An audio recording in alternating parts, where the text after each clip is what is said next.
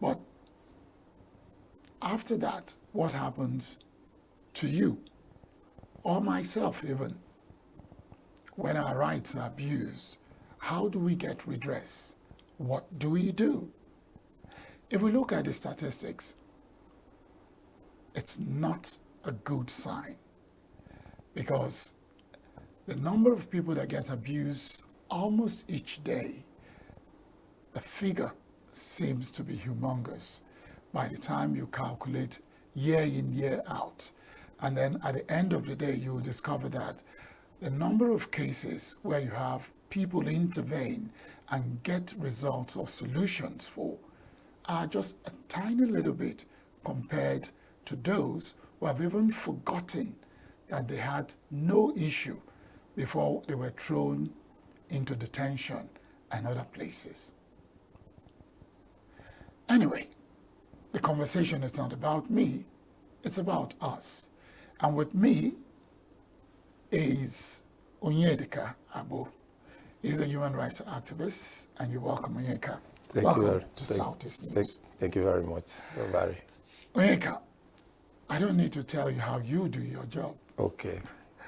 And given the situation in present-day Nigeria, where there are various forms of rights abuses, how can one be opportune to approach, let's say, an organization that say they cater for people whose rights have been abused? Let's start with that.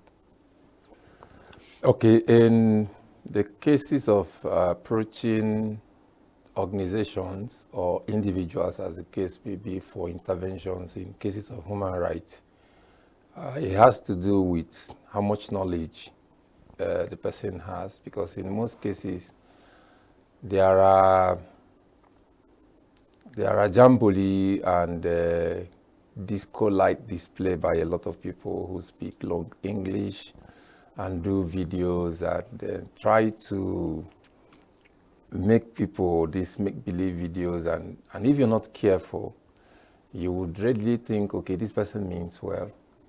When I talk about knowledge, it is a case of if you have heard a case of human rights being reported, it doesn't have to be you at first. Following up to be sure that this case was actually resolved, because there are so many cases that will receive media attention. Some of them will trend. You'll see people saying, okay, I will get involved. Some people will even promise money. I'll make sure we take the young care of this.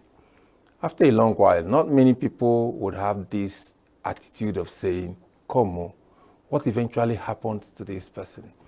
Because I believe very strongly that most of the cases of human rights abuse we see on the news, and the ones that are unreported, are cases that can be solved even before they happen.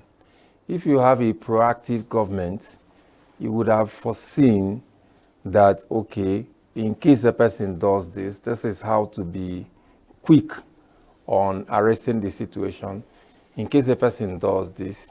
But because we don't have it, if you are, in my personal experience, when I encourage people who get involved in cases of abuse or violation, that you can actually come for training. We have free ones, we have slightly paid, not organized by me, but because of some of the organizations I know, and I know that the quality of what they give is whatever a person would pay. You hear excuses of, when people are in their situation, they are willing to take 12 classes a day. But once the problem is solved, you'll be begging the person, you need to get acquainted. That's why I gave the emphasis on knowledge. It's very important. If, any person can be emotional or sentimental about things, but if you have this basic knowledge of your basic and fundamental rights, knowledge of how to go about it, knowledge of what to do if the police is confronting you in an undeserving manner, knowledge of how to seek for redress, knowledge of all these things. And like in your question, of people who are really sincerely doing this, because a lot of people we'll claim it, we'll play around it because we know that Nigerians flow with whatever is trending. So a lot of people want to identify, and then before you know it, not many people will remember that there are cases that came up in the news that we're not hearing anything about again. So if you have these knowledges, and then you now know where exactly to go.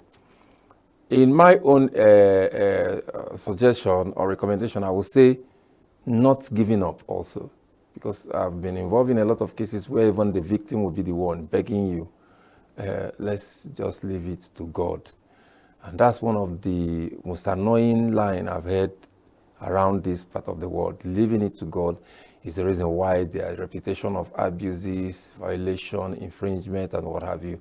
So if you know where to go, not just because the person or the people sound well, but because there are records of proven cases of human rights redress, that's the best approach to it. Because if not, a lot of people have gone to report their cases and become even more victimized. I was just going to ask you that, because you did say knowledge, and knowledge is all encompassing. We started with knowledge of where to go to. Okay.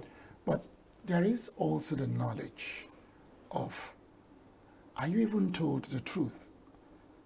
You have reached out and the person says, oh, we can handle this case. After 6 months, probably you were even given the impression this matter is a week.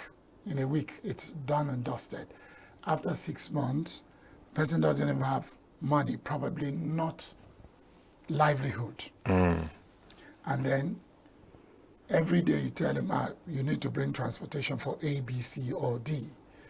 And at the end, what do you think he will do? He will succumb by saying, let's leave this matter. Because the pressures are so much. So how can we begin to easily, through knowledge again, identify those who are actually ready to assist victims of human rights abuses and those who just want to trend? Okay, in the case of a person who will be delaying the intervention, asking for money and what have you, I've been in the arena of human rights intervention, mediation, and prosecution of those who abuse rights for at least more than a decade and a half now. There are challenges of who the person who wants to take up this case, if he's an activist, an advocate, or just a sympathizer, how much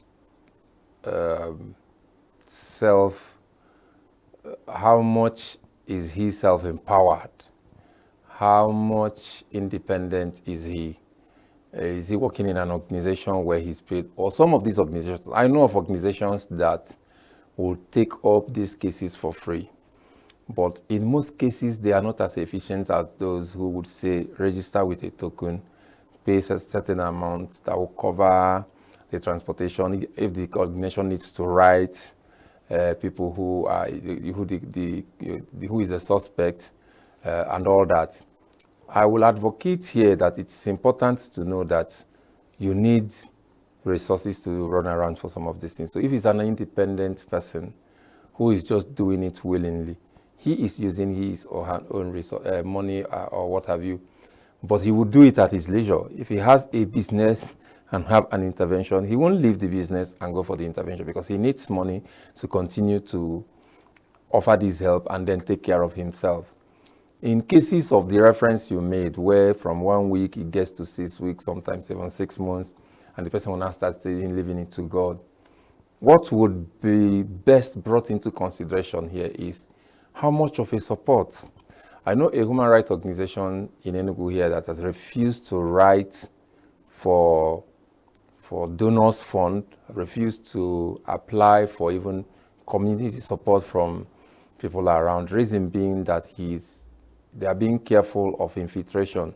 But because you're giving us money, you're not telling us what, or maybe a person brings a case against you tomorrow, you're expecting that, of course, these people, I fund them, they won't do anything.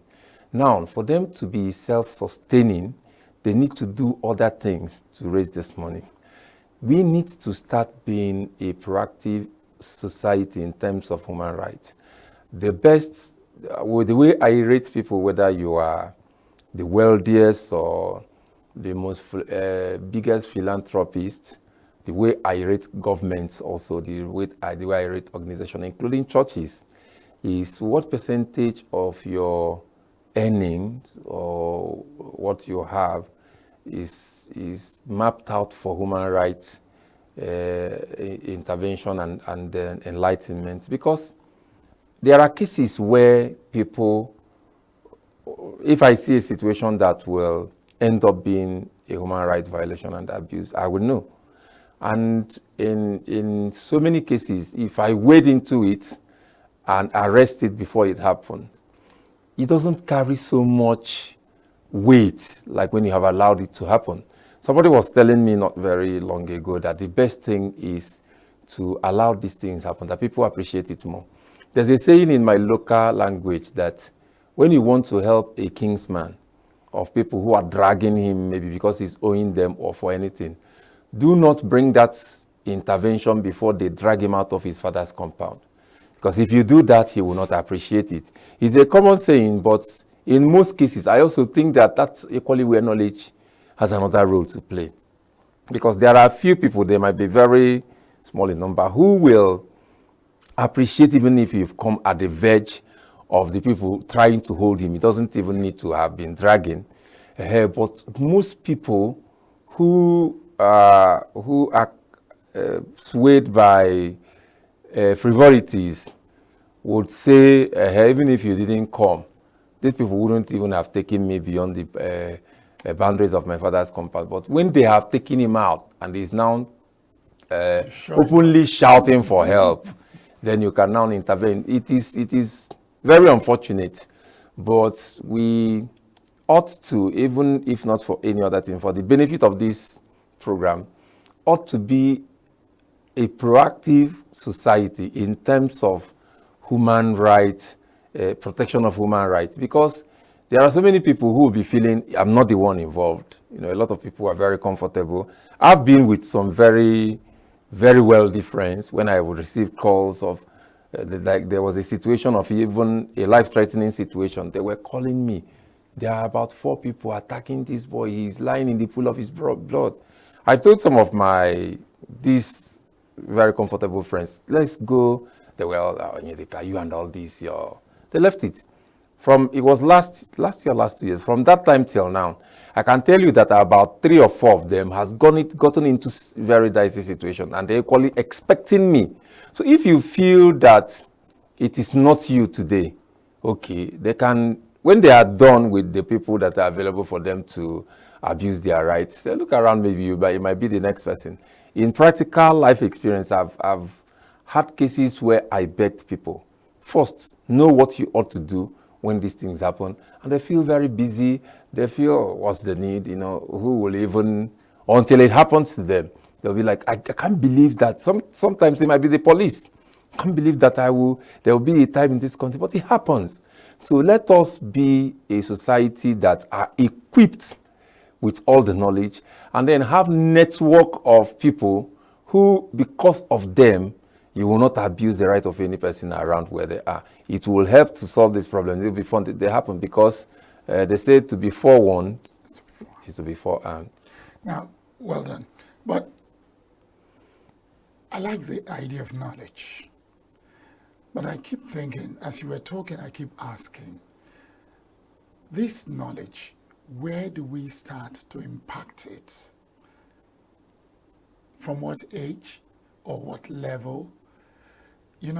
You gave an example of something in your dialect talking about when to help a kinsman. Now, if we go back to your community or any other community in the Southeast, you'll discover that the average person in each of these communities has limited knowledge when it comes to what to do when your rights are being abused. They even find it difficult to begin to call for help immediately, because the first thing that comes to their mind is, these people want to disgrace me. They want to put me to shame. And it's not looking at addressing his rights that are being abused. So at what point do we begin to tell ourselves that knowledge, to use the old saying, which is still relevant, is power? Okay, for individuals, self-purpose, there's no time that is very early. At any point in time, you have a thought of it. For the upcoming generation, if you have children, if you have access to, or you're part of a community, you're part of a church, is to start early enough. Because most of the times when I talk about this knowledge, because I lay emphasis on this knowledge a lot, because without knowledge, the scriptures say the people perish. And they say, in knowing you shall be set free, you shall know the truth. So it's very important that we know. And when I emphasize about knowledge most of the time, people will be asking me the questions similar to the ones you ask. So if you don't know, where do you get it from? And all that. I didn't study human rights as a course. Nobody had the pleasure of begging me. The first thing that took me off the ignorance was when I stumbled into a case of a minor and an adult, and what the parents of the minor suffered. I was still a teenager then. After that experience, I said, no. I started asking questions. I was doing everything I could in the little knowledge I had then to bring justice to the poor parents of the minor. It was in the course of doing that somebody said, this thing you're doing is the work. You're acting as if you're acting like a human rights activist. Maybe because of my background, it was new to me. So I said, okay, what is that? Who is that person supposed to be? After he threw more lights on it for me, I said I will stop at nothing. And from that teenage days till now, but I've never really had, not sure I've had complete 2 weeks. Maybe once in a while I'll get 1 week of no reports, no disturbances. But I can't remember any time I've had 2 weeks. Sometimes it will even be in days. Sometimes in a day you have 2 cases. And it's disheartening, because if we have a lot of people who the general public know that, okay, if Onyedika is not available, if this other person is that we need to make it a point of duty. You can look at beyond government, you can look at societies where the minorities, where the weak is factored into priorities. It's societies where everybody is surviving by the survival of the fittest. It's not, of course, if you're sincere to yourself, you won't take those societies as those that mean well. But we can use every opportunity we have. I'm so grateful. This is the first time I'm hearing. I think it has flipped past my ear, Signature TV. In fact, when I was invited, I was asking, is it an online, is it a blog, So, but finding out that such a new television station is giving attention to discussions and topics like human rights will make me, for me, because this is the way I rate organizations and people. We are using this platform to educate the people. At every given time you have the opportunity, please lay emphasis on it, because if we have a society or a government that pays attention to the rights of its citizens, definitely it will do well in other places. So this knowledge is all encompassing. This knowledge is very important. And in case any person who is watching the television is just getting to see this level of engagement for the first time, you don't know what will happen to you tomorrow. But if you have enough knowledge, if you are equipped with what you ought to do, I've been in situations where, if not for the much I know, I would have either been rough-handled by the police, or maybe people intimidate me and what have you. But knowledge, like you rightly said, is power. It gives power, it gives confidence. When you know what you should know in every given situation, you're not perturbed. You're not part of the people that will start running around when things are happening. And it's one of the desires I have as a human being, that one day I will live in a society where the rights of the most less privileged, the minority, and the weak could be protected, not just maybe provision made for the rich. So where can we get advocacy in this sense now? Because if the rights of the weak, the less privileged, the vulnerable, you name it, can be protected, we need lots of advocacy so that laws can be made to protect this category of Nigerians. How good is the advocacy of the human rights community? Okay, it's very unfortunate that around this place, some of the people that are doing so much are not receiving the support. You do not need so much. I've handled cases that the people were budgeting a whole lot of money to solve. Once it gets to my attention, some of them will need a few minutes of my time to go straight to maybe the establishment or agency that is involved and give directives and say, if this is not done, this is what I'm going to do. And then it gets solved. And like I get pained when such people, your money was saved, you were rescued from the situation, yet you will not say, I need to be part of this. I need to also know how I can become a problem solver to this extent.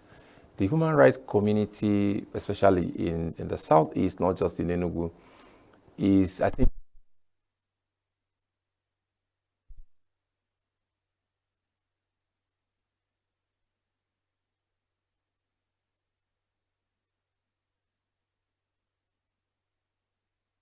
I mean, in most cases, when I try to go with younger people.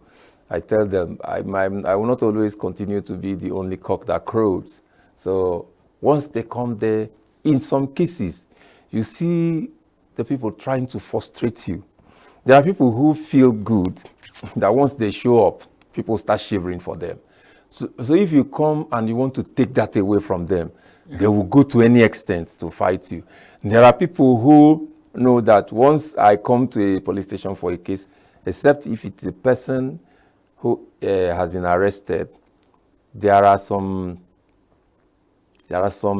leading evidence or something that will show that this person is actually, if it is all this random, arbitrarily arrest, once I come, the person is not paying anything.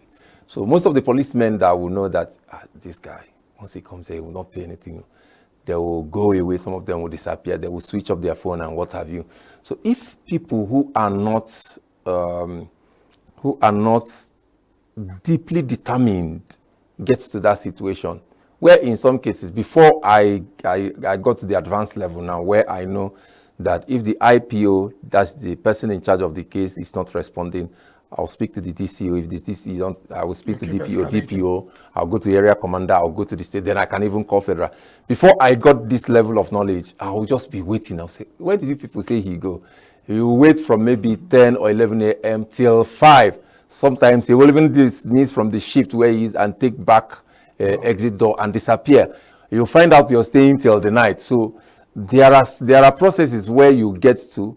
It's really very frustrating, but because you were asking why. A lot of people will not. I was talking about the advocacy.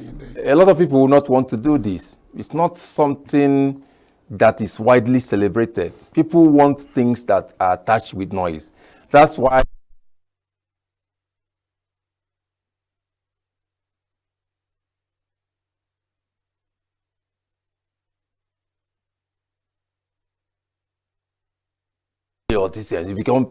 If you are interested in followership of a social media handle, you see it increasing. from ordinary 200 I have, I'm now more than 1,007. Tomorrow, they might even formulate a story. A woman has just been slapped by a junction. Nigerians, what are you people doing? And this will start, Nigerians will start, all these things. And if you really want to do advocacy, human rights intervention, and then in the course of leaving the cameras at home when you solve your problem, you need to be determined. You need to be driven by passion. If not, you do it halfway and you'll be asking yourself, man, does this really worth it? And again, you don't really get appreciated, even from the people you helped. There are cases where if somebody has said to me, are you not being paid for what you do? After his problem has been solved. And I was insisting that he should become part of the people who will now become the small guy. He said, no, who will now be paying me? I said, who paid me for the one I came and did for you? He asked me, are you not being paid? I said, by who? So, and it was even more discouraging for him. He said, wait, you're not being paid by anybody and you expect me to come and leave every other thing. But he didn't. He expected me and I did it for his own case. So I've not really been able to find a way. Who and who will you count in Enugu now? And you can count it in the fingers of one hand. How many people I know that will come to do interventions for people? And these people are not, for me, they are not receiving the appreciation and support and recognition they need. Because if you're doing it for recognition, definitely you won't go past 2 to 3 interventions, you will stop. But it ought to be. This is, for me, the fundamental of every society. And if we are not having it, the few people who are doing the advocacy, even if you carry advocacy to some organizations and government agencies, or you come to talk about human rights. Very recently, I was with a group of, let me use the word, prominent people, and I was telling them, okay, everybody was saying we would like to do this. There's some sort of structure we're building. And when I said my interest will be in the cases of human rights in communities, the overall person there said, you and this is your human right. It's like you were born the day of the human.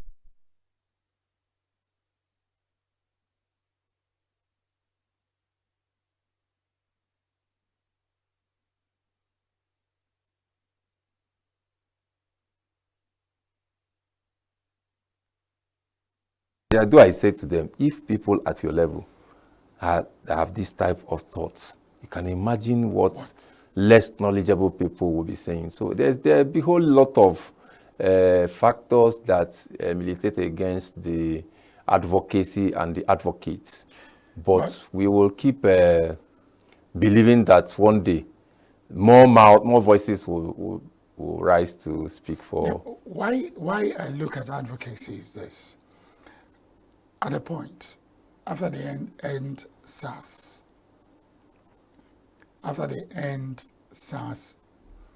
period,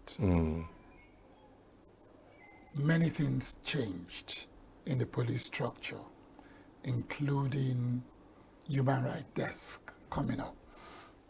So I would have been thinking that the advocacy from the human rights community will be having a synergy with the police, so that once the human rights community appear there, they will understand that this matter can be resolved here and now, and not giving you the same police attitude. But not to take anything away from you, I think we will find another day to continue this conversation. Because there is no way we can talk about human rights without going to the impact. So there's an open invitation. You said almost every 2 weeks you are tied up. So look for one of the 2 weeks that you'll be free and bring you back here. It's all right. Thank you very much, Onyedika. It's my pleasure. Thank you very much. It's my pleasure, actually. It's been great. Thank you very much. And I'm saying thank you again to Onyedika Chiagbo for coming on and for telling us that with knowledge, a lot of human rights problems will be a thing of the past. As I say, thank you for watching us today on Southeast News. Join us tomorrow. We'll be back.